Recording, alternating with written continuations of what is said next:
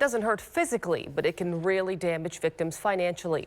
Police in Sammamish are chasing a dramatic surge in cases of mail theft. KOMO's Mark Miller is live in Sammamish with the latest, and these guys are targeting locked mailboxes.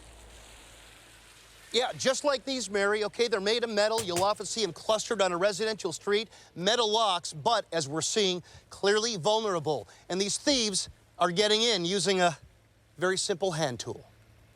You can see, actually, they clearly used a screwdriver to just pry them open. It's okay to reveal that. Sammamish police want people to know and to warn them. Mail thieves have hit nearly 36 times in the past 2 months, a huge spike for this community. It's not a violent crime, but how did it strike you? How did it make you feel? Well, it struck me as an invasion of my space. Don Gerund and his wife were home last Friday night when Sue noticed a van pulled up to the row of locked boxes across the street.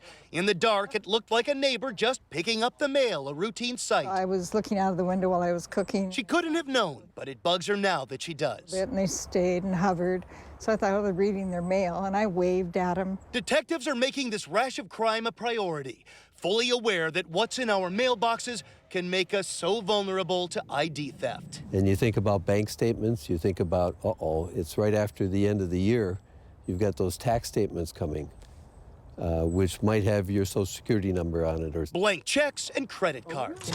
And it could take weeks for the Gerunds and other victims to learn if they've taken a financial hit. So here's what Sammamish police are urging residents to do. Be very assertive about calling 911 if they notice anyone except a postal worker parked near their mailboxes. Too late, unfortunately, for dozens of residents. Why pick on us? Just leave us alone. They came down our road, private road, opened our mailboxes. And it feels lousy. So what can you do? Well, the couple you just met are considering putting a bright spotlight and a motion-sensing camera near their mailboxes. But I just talked to a very close mail carrier friend of mine, Mary. She's experienced and she's got some recommendations. She says never put important outgoing mail in your box. Just hand it to your carrier. Consider a P.O. box, and they really make some heavier-duty mailboxes with better locks, but beware, they can be pretty expensive. Mary knows what she's talking about. Live here in Sammamish, Mark Miller, KOMO News. Thank you for